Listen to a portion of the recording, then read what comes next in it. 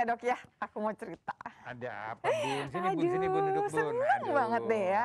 Tahu nggak sih, tetangga kita Bu Mul, Kenapa, Bun? tadi cerita langsung gini nih, kan dia bilang, hari ini bicara mengenai itu lagi ya, keterlambatan bicara ya. Aku bilang, iya kan belum selesai. Terus dia bilang gini, belum selesai aja, aku karena ngikutin. Dia bilang, sekarang cucu di rumah itu ya, aku batasin nonton TV-nya.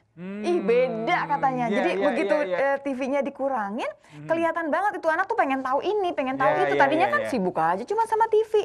Bayangin tuh Dok ya, seneng banget kan. Iya, ternyata ini ada manfaatnya juga ya untuk pemirsa kita ya. Ini mengenai keterlambatan bicara ini ternyata harus memang dilatih dan harus dikerjakan secara terus-menerus nih oleh para orang tua nih ya. Kita sapa barangkali ya, selamat siang pemirsa, ketemu lagi di Indonesia Sehat, karena sehat itu asik. Ini ada kabar gembira nih, salah satu tetangga kita nih Bu Mulia yang ternyata sudah mengikuti apa yang diceritakan oleh dokter-dokter yang datang ke sini berhubungan sama keterlambatan bicara. Dan ternyata langsung loh. Ya, dan hari ini kita akan bicara lagi nih, ternyata masih banyak sekali nih pemirsa yang bertanya, mengirim pertanyaan ke kami ya, ini mengenai keterlambatan bicara ini. Maka ternyata kita undang lagi ya. 1 jam itu tidak cukup untuk membahas semuanya, karena slide-nya juga masih banyak ya pemirsa ya. Tapi nanti pemirsa, nanti kita akan undang dokternya ya, pasti sebentar lagi juga pasti datang ya.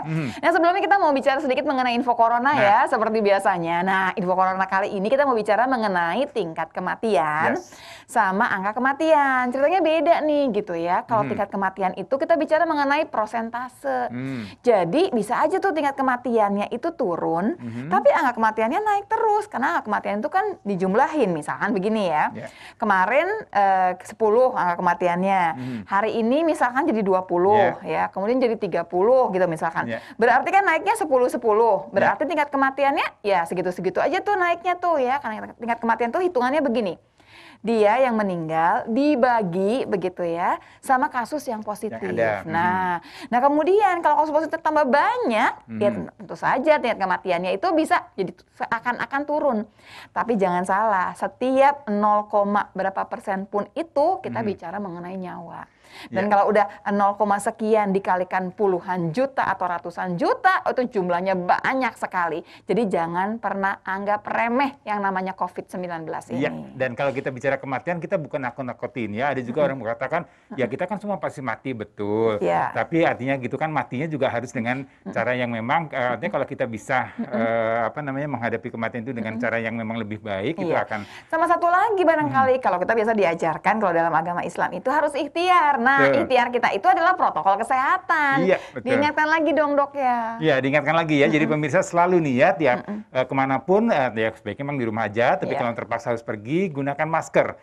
Kemudian jaga jarak dan juga rajin cuci tangan. Itu yang paling penting. Nggak terlalu susah ya, tapi ya itu kadang-kadang harus diingatkan terus. Kalau mau memutus rantai penyebaran COVID-19 ini pemirsa, kita mesti bareng-bareng. Nggak bisa sendirian ya.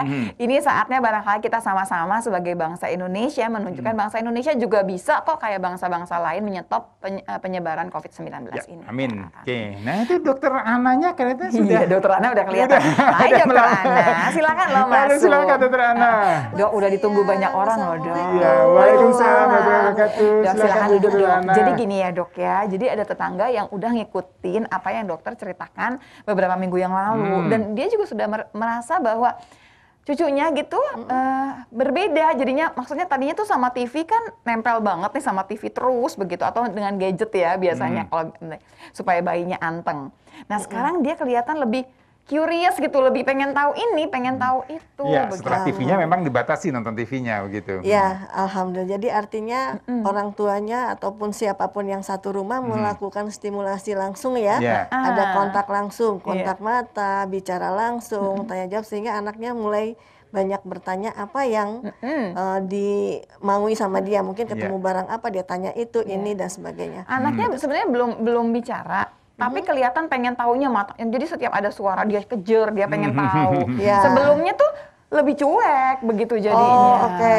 Dan ini banyak sekali nih Dokter Ana nih yang mengirim pertanyaan ke kami ya. Jadi ini pertanyaan-pertanyaan, sabar ya pemirsa, nanti di segmen 3 nih kita akan jawab nih pertanyaan-pertanyaan yang sudah Buat dikirimkan Anda pemirsa. juga nanti di segmen 3 silakan ya 5743476 021 5743478. Kita jeda dulu nih pemirsa ya. Iya pemirsa jangan kemana-mana, tetap di Indonesia Sehat karena sehat itu asik.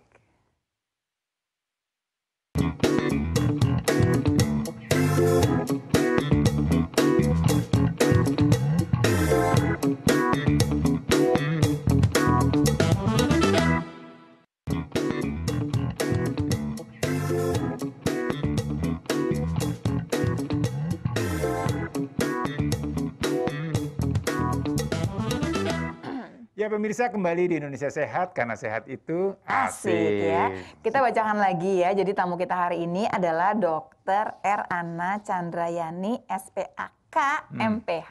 Ya. Jadi Dr. Ana ini sebetulnya sudah pernah hadir ya, cerita kepada kita berhubungan sama keterlambatan bicara. Ya. Speech delay ngomongnya gitu ya.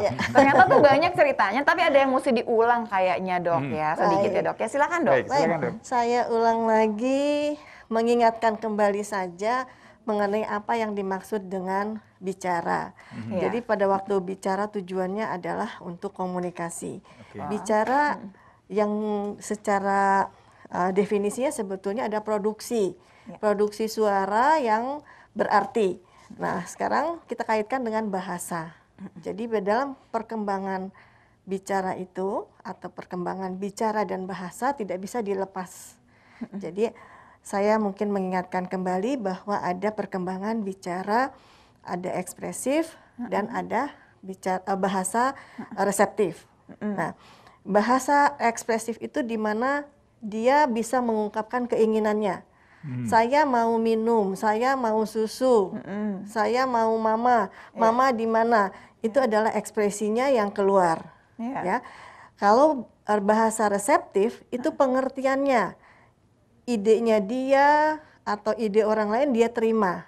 Jadi misalnya mamanya bilang, kamu minum susu, atau kamu mau permen, atau mama mana? Tanya mamanya, walaupun belum bisa ngomong, tapi dengan bahasa reseptifnya yang baik, ditanya mamanya mana, dia bisa melihat, mengarah ke arah mamanya. Kalau yang satu itu lebih ke arah pengertian begitu ya Dok ya. Betul. Dia mengerti orang bicara apa gitu kepada dia, walaupun dia barangkali belum bisa menjawab, tapi dia mengerti diajak ngomong apa nih sebetulnya. Betul. Gitu ya. Itu bahasa reseptif. Reseptif. Kalau bahasa ekspresif tadi produksinya. Tapi kalau produksi tapi nggak misalnya produksinya tapi berantakan, tetap dianggap ekspresifnya ada. Nah, pada kasus tertentu bahasa ekspresifnya ada, keluarnya ada produksinya tapi tidak teratur atau berantakan sehingga dia tidak bisa berkomunikasi. Itu masalah juga.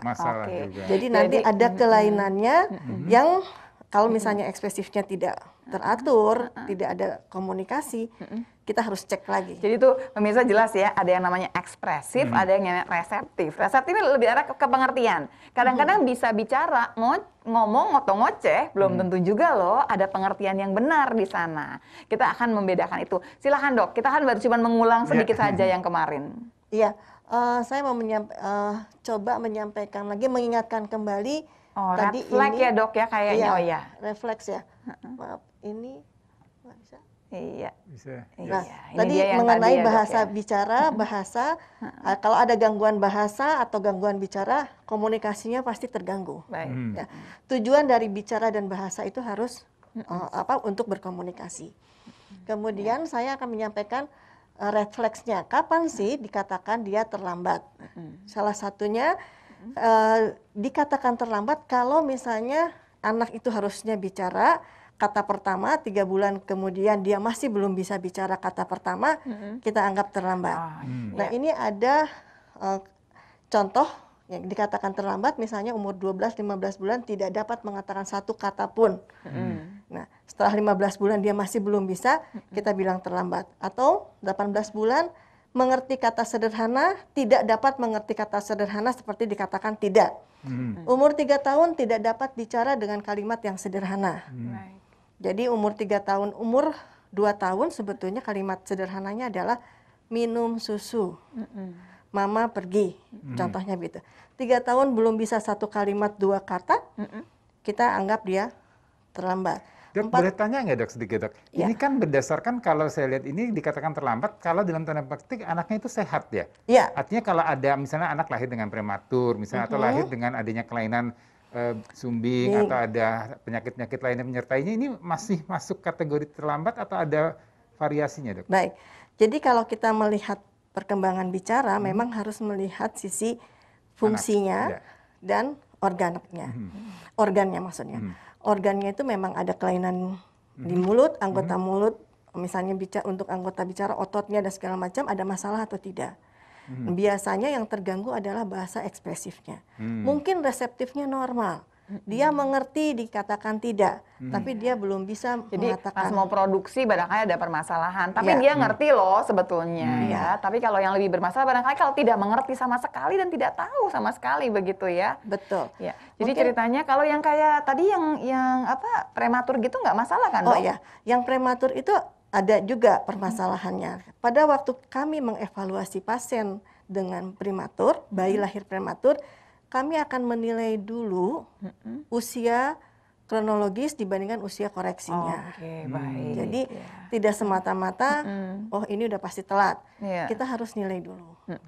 Banyak yang harus dilakukan. Nggak semua kasus sama nih pemirsa nih ceritanya. Prematurnya juga seberapa jauh nih sebetulnya, beratnya seperti apa. Oke dok, red flag dok. Kemarin diingetin ya nih, hati-hati nih kita kalau udah ketemu yang seperti ini nih pemirsa nih ya.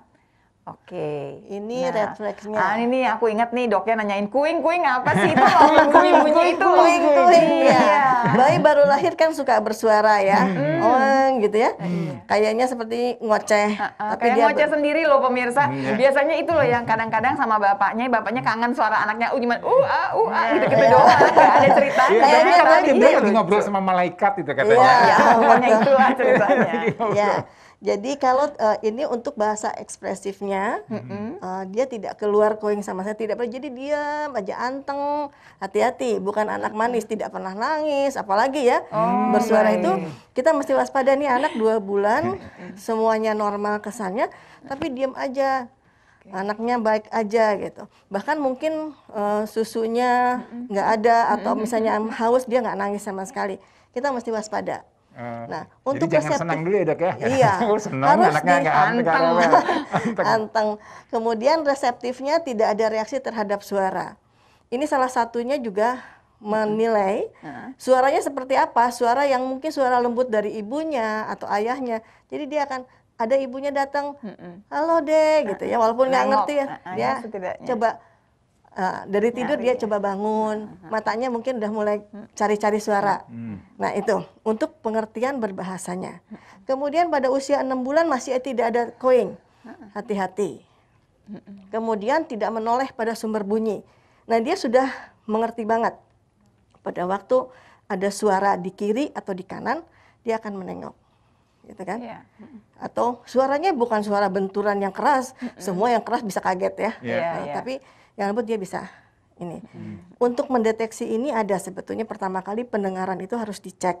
Begitu lahir itu harus dicek. Ada namanya otoakustik eminence OAE.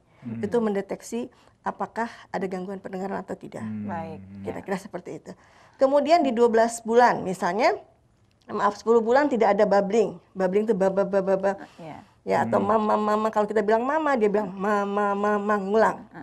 Tapi setelah itu ada fase kita bilang mama, dia akan meniru mama. Itu namanya fase meniru di antara 10 sampai 12 bulan. Kemudian tidak meminta atau menunjuk, tidak mengikuti hal rutin. Artinya begini, kadang-kadang untuk ekspresinya dia pengen sesuatu atau mencari ibunya. Dia akan mencari-cari mana mamanya ya. Ya kan? Atau menunjuk sesuatu atau apapun itu. Kalau misalnya untuk reseptifnya adalah misalnya si ibu mengajarkan dadah, dia mengerti, dia belum bisa ngomong tapi dia udah. Baik. Itu dia reseptif. Ngerti. Ya. Terus ya kita ngomongnya muka manis gitu-gitu kan ya biasanya. Muka bisnis, mata cantik gitu kan. Ya. Dia ngerti loh itu berarti anaknya. Kemudian nanti di 15 bulan yaitu minimal kata mama, papa, Yang atau gampang-gampang. ayah, yang paling dekat. Num, gitu-gitu.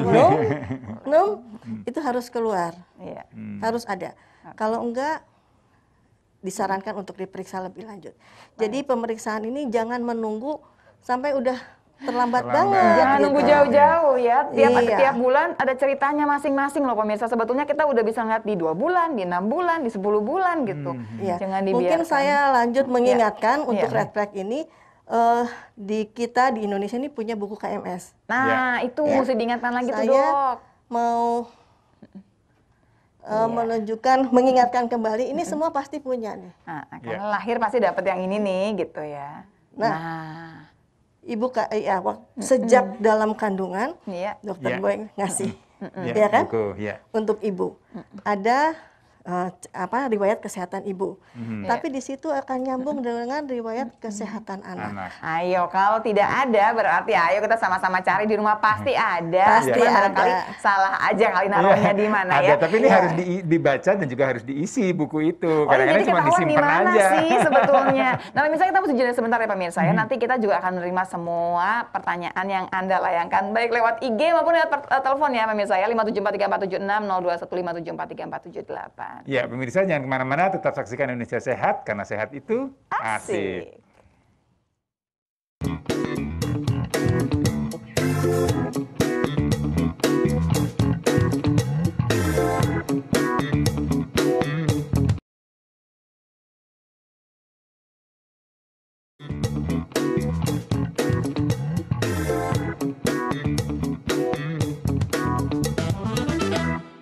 Ya pemirsa, kembali di Indonesia Sehat karena sehat itu asik. Nah pemirsa, di segmen ini kita menunggu telepon nih, silakan pemirsa kalau mau bertanya bisa dihubungi ke 5743476 untuk yang di luar kota Jakarta 021 5743476. Sama IG selalu terbuka ya, karena IG sudah mulai dibanjiri dengan pertanyaan-pertanyaan ya. Ya, kita langsung bertanya. Boleh. Ya, ini ada pertanyaan nih Dokter Anna, ini ditanyakan oleh Sofi. Anak saya ini ada kelainan pada palatumnya, jadi ada cleft palat ya. Ini masalahnya ada karena turunan. Nah, apakah dia bisa normal dan bisa cepat berkomunikasi setelah operasi? Ini dia rencananya mau dioperasi. Oke. Terima kasih untuk pertanyaannya, bagus banget. Bahwa anak ini memang harus kita evaluasi tadi bahasa reseptifnya, pengertian berbahasanya bagus nggak? Mungkin ekspresifnya terganggu. Nah, untuk bagaimana ekspresifnya bagus, kalau reseptifnya normal, ada caranya sendiri. Nah, mungkin saya undang Dokter Ani. Kita memang nunggu Dokter Ani juga nih sebetulnya. Ini kelihatan Dokter Ani. Dokter Ani, silakan Dokter Ani. Dokter Ani kayaknya menunggu pertanyaan deh baru datang ya. Silakan loh, Dok. Ini istimewa Dokter Ani nih, sudah langsung ada pertanyaannya nih. Ini serunya nih Dokter Ana sama Dokter Ani, lucu ya? Kok bisa barengan ya Dokter Ana ya Dokter Ani? Juga ganti, Dokter Lula sama Dokter Luli. Oh salah. Jangan dong. Gimana sih si Ayah? Jadi Dok sekalian ya berarti ya. Jadi tadi kita ulang bahwa ada cleft palat jadi ceritanya. Terus pemirsa tunggu sebentar ya pemirsa. Kita terima telepon dulu deh, barikan dibunyi terus tadi pusing ya. Halo, selamat siang Indonesia Sehat. Dengan siapa di mana? Selamat siang, Assalamualaikum. Waalaikumsalam warahmatullahi wabarakatuh. Mangga Pak Suherlan. Dengan biasa Pak Dokter, Bu Dokter, Pak Herlan dari Bandung. Iya. Sebelum kepada pertanyaan, saya ingin minta izin, yaitu ada yang disampaikan. Yang pertama-tama ada hubungannya dengan kesehatan, bahwa sekarang musim kemarau susah air. Harapan masyarakat Indonesia, mungkin pemerintah pusat maupun daerah, membuat hujan buatan. Baik Pak. Yang kedua, Pak, langsung ya Pak, kasihan yang mau tanya yang lain ya Pak. Pertanyaannya, mengenai tunawicara. Anak yang susah tunawicara, yang pertama-tama harus dibawa ke rumah sakit apa, di dokter apa, olahraganya apa, makanannya apa yang diharuskan, dan minumannya apa yang dipandang, itu yang dilarang. Terima kasih. Assalamualaikum. Waalaikumsalam warahmatullahi wabarakatuh. Jadi gini, itu kalau tunawicara, jangan tunawicara ya barangkali bicaranya. Kita bisa keterlambatan bicara ya Pak ya. Kalau tunawicara ya berarti sudah tidak bisa bicara, lain cerita ya. Nah Dok, kita mulai ke tempat yang tadi lagi ya Dok ya. Berarti secara organik ada permasalahan. Pertanyaannya kalau sudah dioperasi nanti, apakah dia bisa komunikasi? Apakah bisa langsung bicara? Tadi dokter mengatakan misalkan dokter Ana mengatakan nanti ada 2 ceritanya, balik lagi ya pemirsa, ada 2. Produksinya memang terganggu, tapi yang paling penting adalah kita harus tahu anaknya mengerti apa tidak. Ya, jadi sebetulnya si ibu pasti udah tahu, anaknya mengerti kok. Dia kalau disuruh minum dia akan cari tempat minum misalkan ya. Kalau bicara produksinya belum benar. Nah, kalau untuk memproduksi nanti Dokter Ani katanya. Dokter Ani gimana tuh Dokter Ani? Jadi dua-duanya penting ya Dokter Lula. Pengertian berbahasa dan ekspresi berbahasa tuh dua-duanya sama. Tapi kalau mengerti lebih bagus lagi. Nah, tadi untuk memperbaiki ekspresinya. Nah, enggak Dokter Ani. Silakan. Diapain Dokter Ani? Jadi tadi umur berapa ya? Nggak disebut anaknya. Nggak disebut ya. Jadi kalau tadi Dokter Ana bilang tuh udah benar ya. Setiap anak yang datang itu yang perlu kita periksa kalau ada cleft palate atau celah langit-langit itu kita harus pastiin dia sebenarnya ada komorbid yang lain nggak atau penyerta yang lain ya. Terus yang lain juga diperiksa reseptifnya benar banget. Jadi harus diperiksa seperti kognitifnya atau kepintarannya. Karena kalau kita ngajarin ekspresif ya kita harus tahu kepintaran anak ini setara umur berapa sebetulnya. Biasanya sih kalau murni celah bibir sih nggak terlalu masalah ya kalau kita intervensinya dari dini. Jadi kalau ada celah langit-langit itu yang pertama kita biasanya dia operasi itu sampai dia benar naik-naik itu 18 bulan. Nah setelah itu yang kita pastiin adalah biasanya kalau langit-langit itu, punten ya maaf ini misal lidah ini langit-langit. Sebenarnya kalau langit-langit itu yang jadi masalah seringnya itu kan kalau bicara itu melibatkan pita suara, rongga mulut dan dia rongga hidung. Nah biasanya ada cleft di situ yang seperti ada celah jadinya. Bukan celah, sebenarnya dia seperti soft palate atau langit-langit yang halus di belakang yang dia memisahkan antara rongga mulut dan hidung. Nah kalau post operasi kadang-kadang itu dia tidak menutup sempurna kadang-kadang, jadi masih ada suara sengau. Nah kadang-kadang itu anak-anak itu kita bisa lihat biasanya dia tuh nggak bisa ngomong pah, kah, karena itu harus ada menutup persis di antara rongga mulut dan hidung itu harus ditutup persis karena kalau ada leakage, ada udara yang keluar dia nggak akan bisa bicara. Nah itu jadi keluarnya jadi kalau kah, pah itu keluarnya seperti apa? Dia jadinya itu beda, jadi ada seperti substitusi, jadi diganti biasanya, karena dia nggak bisa nutup sempurna, jadi ada pah, kah, ada beberapa itu biasanya yang harus bisa. Nah ini bisa dilatih atau tidak? Kita biasanya lihat seberapa besar leakage-nya, kalau memang itu terlalu besar, biasanya dia rekonstruksi, kita ajukan ulang gitu ya. Atau misalnya biasanya kita periksa banyak ya nanti pemeriksaannya, tapi biasanya sih kalau awal-awal kita periksa dia biasanya apakah dia itu kan sudah mulai konsonan ya. Jadi konsonan apa aja yang nggak bisa gitu. Itu harus dipastiin dulu. Nanti apa itu karena high pitch gitu. Tapi artinya ada ya upaya yang bisa dilakukan. Ini lebih teknis lagi nanti kayaknya Dokter Ani kayaknya mesti Dokter Ani deh. Nah, kita angkat dulu penelpon berikutnya. Halo, selamat siang Indonesia Sehat. Dengan siapa di mana? Halo. Ya, Ibu dengan siapa di mana? Ibu dari Lampung tadi mau tanya Ibu, kan punya keluhan asam urat. Obatnya gimana ya? Mbak ini udah minum obat tak benari. Oke, baik ya. Kita terima pertanyaannya Ibu. Terima kasih ya Ibu. Ya. Oke. Nah, permasalahan asam urat saya simpan dulu ya Bu ya. Nanti saya akan jawab waktu ketemu dokter yang berhubungan sama asam urat ya. Tentu saksikan Ibu Indonesia Sehat Bu ya. Nanti kita akan bahas mengenai asam urat. Pertanyaan yang pertama dari Pak Herlan malah belum kita jawab. Sebetulnya kalau memang ada permasalahan berbicara, kemana? Nah, ini alurnya ya. Kita pastikan dulu nih benar-benar ada tunawicara atau tidak. Tentunya ke dokter terdekat dulu. Siapapun itu, apa dokter umum ataupun nanti naik banding ke dokter anak. Tentunya, atau ke puskesmas boleh dong, Dok? Boleh. Silakan, boleh banget dokter terdekat kan. Itu dulu ditanya dulu, dipastikan dulu, nanti dicek seluruhnya, kemudian pemeriksaan lebih lanjut. Pemeriksaan lanjut mungkin ke rumah sakit dan seterusnya. Dan dipastikan apakah ada gangguan pendengaran dan sebagainya. Yang pertama memang kita harus tahu dulu umur berapa, gitu kan? Apakah memang betul-betul sudah tunawicara? Kalau memang sudah tunawicara, sudah dipastikan tunawicara, alurnya tentu lain. Umur berapa kalau dia bisa sekolah, mungkin arahnya nanti penanganannya di rehabilitasi medik yang ke arah mungkin proses bicara. Jadi sebetulnya nggak terlalu aneh kok Pak, nggak usah dipikirkan terlalu jauh. Pokoknya yang pertama ini kita ke dokter dulu aja, ke puskesmas, pokoknya fasilitas kesehatan yang paling dekat saja ya. Biar diperiksa lebih jauh, baru kemudian nanti dokternya yang akan konsul nih, biar dokternya ntar yang mikir kok tenang aja gitu ya, pasiennya nggak usah mikir. Nanti ke dokter anak, ke dokter Ani, ke semua, ntar nggak apa-apa gitu ya. Saya ini ada pertanyaan tadi terkait yang dijelaskan dokter Ani tadi, mengenai tadi kalau bicara mengenai konsonan, misalnya kalau anak yang terlambat bicara R, jadi R dia nggak bisa R, atau huruf S gitu jadi kayak C atau cadel, itu apakah termasuk masalah keterlambatan bicara? Baik, itu belum tentu keterlambatan bicara. Jadi itu masalah ekspresinya. Dokter Ani lagi nih yang... Dokter Ani gimana Dokter Ani kalau itu? Jadi sebenarnya kalau artikulasi itu sebenarnya semua keterlambatan bicara itu kita harus lihat umur ya, dan ada komorbid atau tidak. Nah, cut off perkembangan bahasa bicara itu ada beberapa literatur yang 3 tahun. Artinya kalau cut off 3 tahun itu kalau dia diperbaiki di terapi sebelum 3 tahun, hasilnya tuh sangat bagus dibandingkan dia setelah 3 tahun.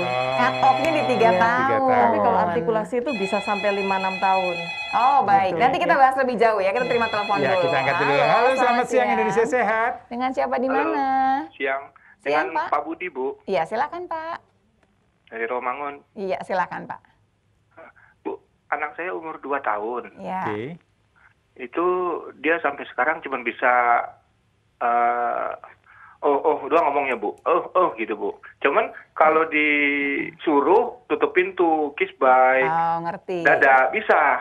Itu apakah normal atau gimana, Bu ya? Baik, kita tanyakan langsung ya. Ini pas sekali pertanyaan, tapi kayaknya jawabnya nanti habis jeda ya. Iya, sabar Pak dulu Budi, ya, Pak sabar Budi ya Pak Budi ya. Kita mesti jeda sebentar, kita akan kembali saat lagi. Tetap bersama kami di Indonesia Sehat, karena sehat itu asik.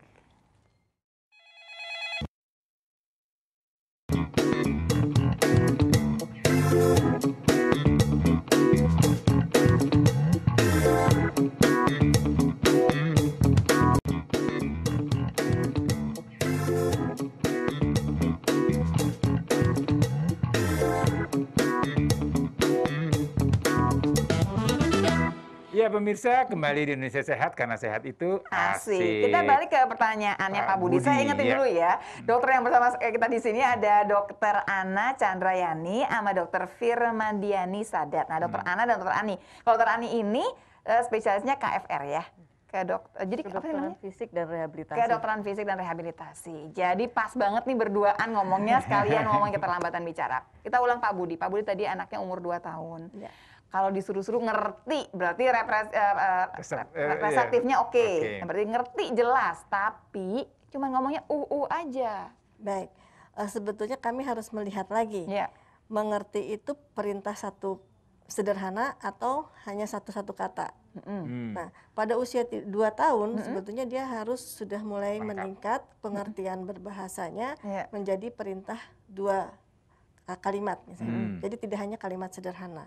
Kalau disuruh menutup pintu misalkan. Menutup pintu, dia bisa, tapi tutup pintu ambil sepatu, dia bingung. Misalnya contohnya. Kemudian pada waktu diperintahkan menutup pintu, papanya nunjuk nggak, ayahnya nunjuk nggak?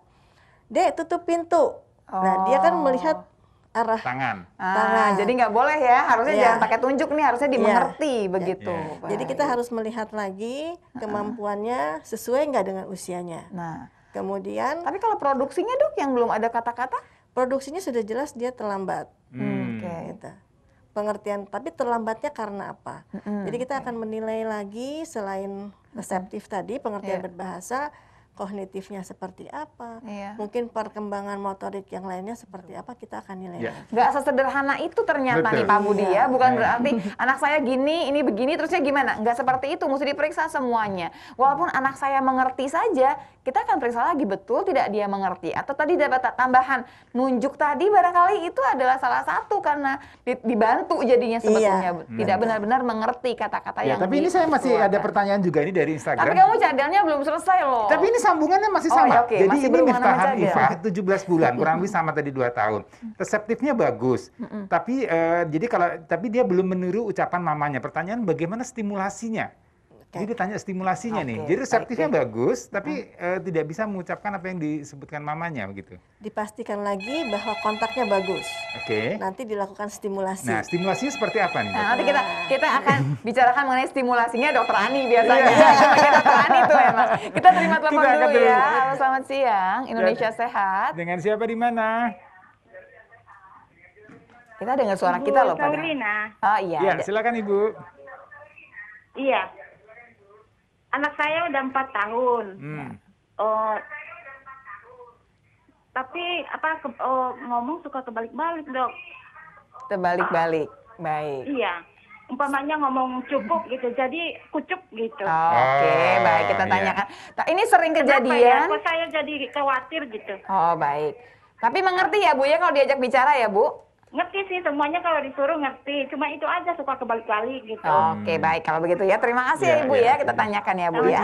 Iya, terima kasih Bu. Ya, lucu juga kita ya. masih punya hutang satu tadi ya, bagaimana tadi melatih ya. Tapi kalau yang ini gimana nih, Dok? Kalau yang terbalik-balik? Ya. Ada bahasa sendiri nih. Ini sempat ada ya bahasa dibolak-balik gitu ya.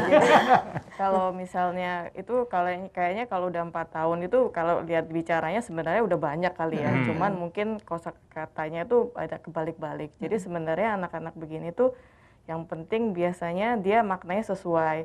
Terus yang kedua biasanya kebalik-baliknya tuh ada hal yang lain nggak? Itu namanya sebenarnya kayak phonemic awareness ya. Atau biasanya dia apa yang dia dengar dengan yang diucapkan tuh seperti tidak sinkron sebetulnya. Itu sebabnya apakah ada kelainan di otak atau banyak sebenarnya kalau dilihat tuh banyak anak-anak begini nanti potensinya akan gangguan belajar spesifik. Jadi anak ini sudah kalau 4 tahun sih kita udah bilangnya ke arah gangguan belajar ya, karena dia biasanya udah dihubungkan sama akademik gitu.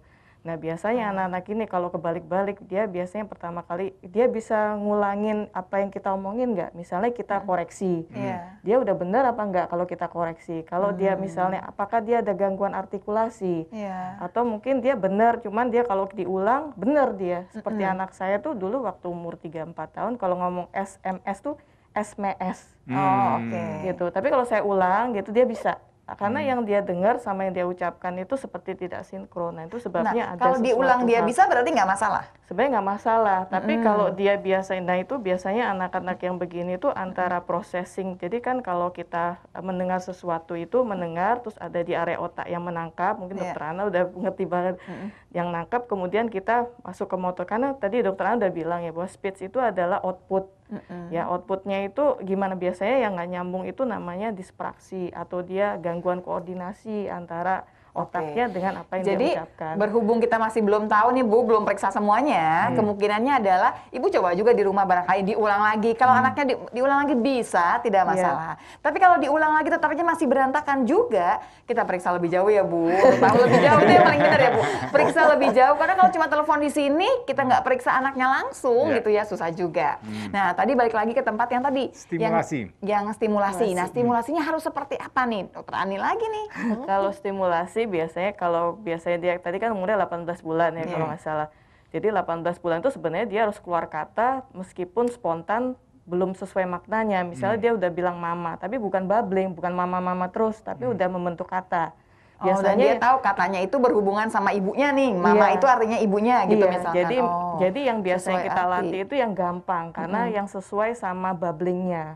Biasanya anak kurang dari 2 tahun sampai 3 tahun tuh harus bisa konsonan seperti ma, pah, wa biasanya terus bah. Jadi makanya babblingnya juga mama, baba, papa gitu. Nah waktu kita latih ya yang mirip babbling, misalnya mama, papa, bobo, dada, mama, mimi. Jadi yang sesuai kehidupan sehari-hari aja, jangan dilatih yang misalnya binatang. Kan nggak setiap hari dia lihat gitu, dilatih. Ini gajah semut. Ini yang salah jadinya. Oh gitu ya. Jadi biar mampu laksana. Jadi maksudnya ngelatihnya mama itu diulang terus. Mama lagi makan nih. Oh mama pakai baju biru nih. Mama itu diulang. Ini sambil mengingatkan kepada semua barangkali ya pemirsa ya. Ingat kalau dari TV, dari gadget itu satu arah loh. Sementara tadi kalau bicara rangsang itu ibunya ngomong, dia bikin keluarin, ibunya ngomong lagi misalkan keluar lagi. Jadi bolak-balik ceritanya. Kalau cuma satu arah, ada sih kalau Dora kan suruh lompat-lompat, suruh teriak-teriak. Tapi kalau kita nggak teriak-teriak juga juga doranya jalan terus sih, nggak masalah. Sementara kalau si ibu kan kalau anaknya belum ngomong pasti diajak lagi, hayo ngomong sampai kemudian keluar. Jadi rangsang itu harus, ibunya harus rajin, bapaknya juga sih, nggak cuma ibunya doang dong. Kirain ibunya aja enggak ya, bapaknya juga ikutan ya. Terus ini loh dong tadi yang cadel, yang itu seperti, jadi kalau misalkan setelah umur 5-6 tahun kan ada 3 tahun, terus 5-6 tahun dikasih furnya nih sampai, kalau setelah udah 5 tahun masih begitu aja, 7 tahun masih begitu aja, 10 tahun masih begitu? Biasanya kalau setelah 7 tahun itu hampir 80% itu menetap. Oh, menetap. Tapi Ya. ada beberapa huruf konsonan seperti R itu bisa sampai 7 tahun dia bisa. Jadi sebenarnya nggak kita harus lihat juga seperti dokter Ana bilang, kita lihat anaknya, nggak bisa kita ini ya kayak. Oke, kita angkat dulu, kayaknya udah nggak sabar nih para pemirsa. Ya, halo, selamat siang Indonesia Sehat. Dengan siapa di mana? Iya. Dari Riau ini sama Ibu Suti. Silakan, Bu silakan Tuti. Ibu. Silakan Ibu pertanyaannya. Ini Bu, umur anak saya 5 tahun 8 bulan. Ya. Sampai sekarang belum bisa berbicara. Sudah diperiksa belum, Bu? Sudah ke dokter tumbuh kembang anak. Ya. Katanya kena disabilitas yang lumayan berat. Oh, baik. Kemudian Ibu? Bagaimana cara solusinya tuh, Dok? Apakah masih bisa ada harapan bisa berbicara normal? Apa bisa kayak anak seumurnya gitu? Baik. Kita tanyakan ya Ibu. Terima kasih banyak Ibu. Ya, Terima kasih Ibu. Waalaikumsalam. Langsung dijawab ya. Boleh. Kalau mengatakan bahwa proses bicaranya bisa normal sesuai umurnya, sudah, maaf ini Ibu, udah pasti akan tidak ya. Karena sekarang aja kan sudah umur 5 tahun 8 bulan sekarang. Betul. Jadi umur 4 tahun 8 bulan itu kan sudah bisa bercerita. Jadi dia sudah tertinggal. Ya. Hanya bagaimana sekarang mengejar untuk dia bisa bicara paling tidak kata sederhana yang bisa melakukan komunikasi. Gitu. Bisa berkomunikasi untuk kehidupannya sehari-hari dan seterusnya. Tadi sudah disampaikan ada disabilitas. Dok, misalkan saya Dok ya, saya punya masalah yang sama dengan Ibu yang tadi ya Bu ya, misalkan gitu ya. Terus kita harus kemana nih buat dapat tadi latihan lagi? Kita nyarinya dokter Ani itu di mana gitu maksudnya? Atau teman-temannya dokter Ani gitu. Iya, teman-temannya di mana gitu supaya anak kita ini bisa dilatih dengan profesional yang mengerti cara melatihnya begitu. Ini contoh yang tadi ya, punten saya ini yang tadi Ibu itu sudah 5 tahun, sebenarnya 5 tahun itu kalau tadi dibilangnya disabilitas yang berat, sebenarnya mungkin arahnya ke intelektual disabilitas ya, atau anak-anak yang mungkin kepintarannya agak jauh dari usianya. Jadi biasanya anak-anak begini apakah bisa ngomong tadi seperti saya bilang bahwa cut off untuk bahasa bicara udah agak lewat sebetulnya. Tapi bahasa itu kan ada 3 ya, ada bahasa sosial, ada bahasa lisan dan tulisan. Biasanya kalau anak-anak udah datang 5 tahun, kita biasanya fokusnya itu bukan bahasa lisan tadi, tapi ke arah bahasa tulisan. Jadi ada pasien saya udah umur 7 tahun, dia ada gangguan dengar yang sangat berat. Dia kalau saya tanya, papa mana? Dia tuh bahasa bak kemana-mana. Jadi kalau jawab dia pakai tulisan, karena dia diintervensi dari awal. Nah sekarang kita harus pastiin, mungkin ke dokter anak dulu, gimana dia kepintaran seberapa, adakah komorbid yang lain dan sebagainya. Ini kayaknya dokter Ana sama dokter Ani mesti kemana-mana berduaan kayaknya. Karena saling diperlukan Ibu aja rapi gitu jadinya kayaknya. Pemirsa, kita akan bahas lebih jauh lagi, makin menarik cerita mengenai keterlambatan bicara pada anak ini dan bisa dikejar sampai sejauh mana sih sebetulnya ya. Apa kasus paling berat yang kemudian bisa berhasil? Nanti kita jawab loh pemirsa. Ya pemirsa jangan kemana-mana, tetap saksikan Indonesia Sehat karena sehat itu asik.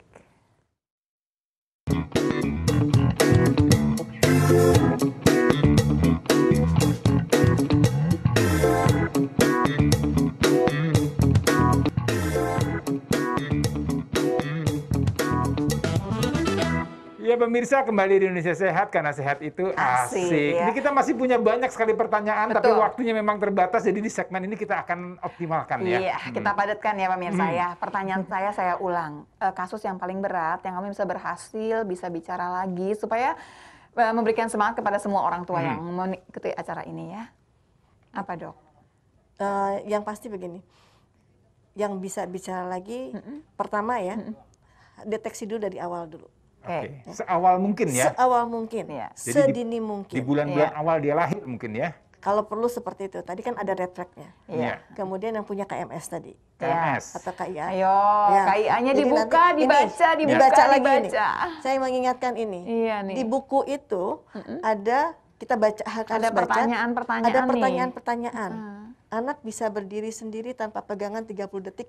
Ini kan contoh untuk yang motorik. Iya. Tapi di halaman lain ada yang bicara juga. Iya, ya. bicara, bertanya, dan seterusnya. Kita lihat kelompok umurnya 18 sampai 24 bulan atau 18 23 bulan dan 39 40 bulan. Saya mengingatkan ini untuk para bunda, ayah. Jangan sampai terlambat. Dibaca ya, checklistnya diisi. Begitu kemudian wah nggak sesuai, ya cari pertolongan lebih jauh, periksa. Ya. Jadi saya mengingatkan ini aja bahwa di buku KMS itu banyak yang atau ada Primaku. Aplikasi, ini aplikasi Primaku yang dikeluarkan oleh Ikatan Dokter Anak Indonesia. Ayo ibu-ibu. Ya, bisa di-download ya. Di-download nih ya. Di-download. Di iStore, Play bisa ya? Iya, semuanya bisa ya. Ini bisa semuanya. Dicek dulu, dideteksi anak saya umur berapa sekarang. Jadi pengen dibaca. Ya, jadi misalkan umur 17 bulan nih. Cetet yang 12, 18 bulan, klik situ, keluar nanti harusnya bisa apa. Sambil lihat anaknya, oh ini bisa. Oke, normal. Bisa, nggak bisa. Dikejar dulu dong, masih bisa kan? Kita coba rangsangnya. Jadi begitu tidak bisa, umur berapapun itu, langsung dilakukan evaluasi, konsultasi dulu. Sehingga nanti bisa dilihat secara komprehensif masalahnya di mana.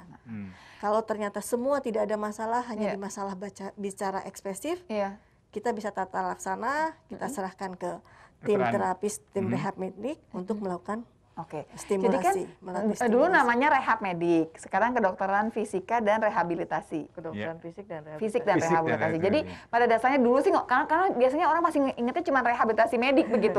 Jadi biasanya orang pikir rehabilitasi medik itu berhubungan sama stroke yang susah jalan. Tapi ternyata nih yang berbicara itu juga ke rehabilitasi medik atau tadi kedokteran fisik dan rehabilitasi namanya. Jadi kalau mau cari mesti barengan nih dokter anaknya sama dokter tadi rehab mediknya ini barengan berdua. Emang khusus memang pegang untuk anak barangkali ya dokter Ani ya. Oke dokter Ani, punya kasus yang paling berat apa yang kemudian bisa berhasil nih supaya semua tahu ada kok caranya, hayo gitu. Jadi sebenarnya kalau kita bilang development problem itu selalu kita bilang bahwa anak ini sebenarnya gap-nya itu seberapa besar ya. Misalnya tahapan perkembangan kita sudah isi tadi dokter Ana udah bilang panjang lebar red flags-nya. Jadi sebenarnya gap antara usia sebenarnya dan usia mentalnya ini berapa jauh. Kalau dia misalnya usia mentalnya dengan usia kronologis itu lebih dari 6 bulan atau misalnya usia 2 tahun nih. Dia belum bisa belum bisa nunjuk, dia belum keluar kata sama sekali, babbling pun belum bisa, dia belum bisa jalan. Dia itu bukan functional delay lagi, tapi dia harus intervensi. Artinya pokoknya kalau dalam usianya dia sekarang 4 tahun, tapi dia dari semuanya perkembangan yang tadi dokter Ana cerita itu nggak sampai seperempatnya, berarti dia biasanya itu sudah harus masuk intervensi. Dan intervensi itu ada cut off perkembangan, ya seperti tadi bahasa bicara 3-4 tahun. Kalau gangguan pendengaran 8 bulan, kalau motorik harus bisa jalan sebelum 18 bulan. Kalau dia 1 tahun belum bisa jalan tapi dia bisa berdiri, dia bisa dorong-dorong, ya sebenarnya sudah seperti anak 12 bulan lebih. Tapi kalau dia bisa bicara, misalnya 2 tahun belum bisa, ini paling sering ya, 2 tahun belum bisa ngomong dok, kalau disuruh bisa. Disuruh bisa itu tadi dokter Ana udah bilang, disuruh itu pakai lisan saja atau tambahin gestur. Kalau 2 tahun harus bisa lisan saja, berarti dia nggak ada gangguan dengar. Gangguan dengar itu screening yang pertama, semua dokter anak pasti udah melakukan screening gitu. Setelah itu kita periksa sebenarnya kepintarannya seberapa besar. Dan yang terakhir yang paling penting adalah perilaku. Ya perilaku itu hubungannya sama autisme, ya sama ADHD. Ya sebenarnya anak-anak kurang dari 4 tahun itu perilakunya kalau disebut hiperaktif itu jarang ya, kecuali dia memang autis ya. Atau kalau ADHD kan kalau dokter Ana bilang kan sampai 5 tahun dia baru diagnosa. Biasanya dia perilaku aktif saja, tapi belum sampai hiperaktif. Bedanya gimana? Kalau anak yang perilaku aktif, kalau dia mainnya itu functional play-nya sesuai konteksnya, misalnya mainan mobil-mobilan nih 2 tahun, cuman dipukul-pukul aja itu, itu nggak sesuai konteks ya. Berarti nggak sesuai konteksnya, berarti dia tidak explore terhadap mainan itu. Nah itu perlu ditindaklanjuti. Saya mau tanya nih dokter Ani, tadi berapa lama sejak kita mendiagnosa anak ini ada masalah ya, dan berapa lama intervensi kita lakukan. Artinya gini, makin cepat kita diagnosa akan makin pendek masa terapinya. fisioterapinya atau berlaku hal seperti itu? Iya, jadi setiap kita misalnya dapat dari dokter Ana nih pasien gitu, biasanya kita selalu evaluasi per 3 bulan. Per 3 bulan itu selalu kita kasih target gitu ya. Maksudnya target itu seberapa besar dia respon terhadap terapi dan seberapa besar orang tua juga terlibat. Dan seberapa besar juga disabilitasnya. Jadi biasanya kita harapannya itu setiap kali 3 bulan ya selalu ada perbaikan. Nah, gapnya itu makin lama makin dekat ke usia sebenarnya. Sampai akhirnya mengejar ya. Gitu.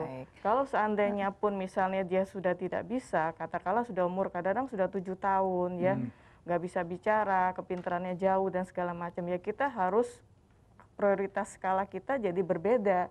Tidak lagi mungkin bicara lisan.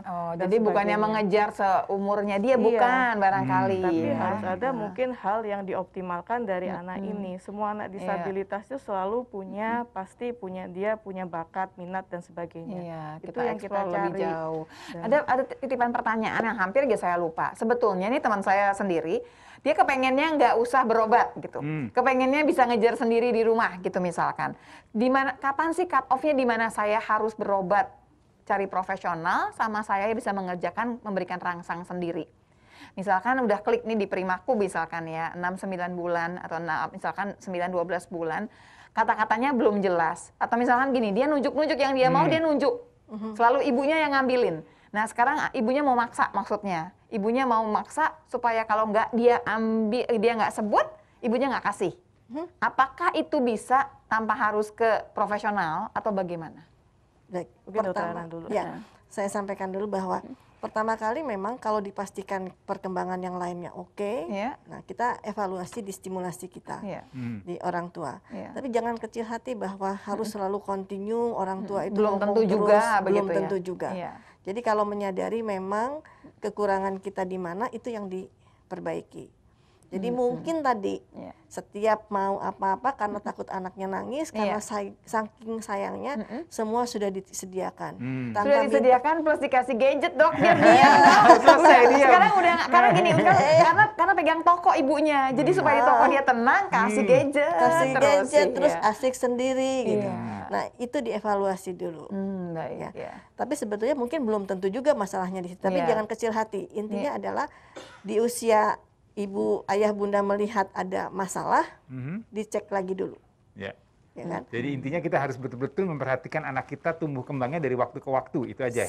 Jangan sampai ayo deh kalau misalkan kira-kira buku KIA-nya nggak ketemu nih ya, ya udah deh aplikasinya di download dilihat satu-satu, biar kemudian bisa checklist sendiri, aduh kurang, ini kurang nih misalkan. Dan kalau memang ternyata tidak sesuai, yuk cari dokter terdekat aja, fasilitas kesehatan yang terdekat aja, diperiksa dulu terlebih dahulu nih, kira-kira pendengarannya bagaimana, dan semuanya sampai kemudian nanti nyari dokter Ana dan dokter Ani tentunya, ya sih. Atau teman-temannya lah, nggak masalah juga. Yang kalau saya boleh sarankan tuh para orang tua jangan sampai terlambat deh, gitu ya. Jangan sampai terlambat karena kalau terlambat itu nanti susah kita untuk mengejar ketertinggalannya. Sayangnya udah habis waktunya. Tapi kalau bicara mengenai, sebenarnya di dapur tuh banyak makanan macam-macam. Karena kepengennya tuh ada nggak sih makanan yang bisa mempercepat supaya ngomongnya bisa bawel gitu tiba-tiba anaknya. Kayaknya sih nggak bisa ya dok ya. Silakan dokter Ani. Tidak ada. Sebenarnya kalau misalnya makanan itu hubungannya sama gizi ya. Gizi itu hubungannya nanti sama kepintaran. Gitu ya. Baik. Jadi kalau gizi itu yang penting ya tadi mungkin sudah dijelaskan ya bahwa kapan dia mulai masuk MPASI ya, kapan MPASI-nya itu terdiri dari apa saja ya gitu-gitu. Mungkin itu yang penting. Jadi ikutin aja di KIA itu ada ya. Jadi yang penting sekarang biasa kalau ngomongin makanan berhubungan sama gizi berhubungan sama kepintaran, lebih ke arah sana sih pemirsa sebetulnya. Jadi ini satu kesatuan memang tidak bisa dipisah satu persatu. Dokter Ana terima kasih banyak, Dokter Ani terima kasih banyak udah mampir 2 kali di sini. Dan ternyata kayaknya belum puas juga ya. Jangan bosan-bosan ya, nanti kita akan undang lagi ya, kita bicara menarik. Pemirsa terima kasih banyak untuk semua pertanyaannya, terima kasih banyak untuk perhatiannya. Selalu ikuti Indonesia Sehat tentunya ya di TVRI jam 2 sampai jam 3 sore ya. Setiap hari Senin sampai hari Jumat di TVRI Nasional. Pemirsa terus saksikan Indonesia Sehat karena sehat itu asik.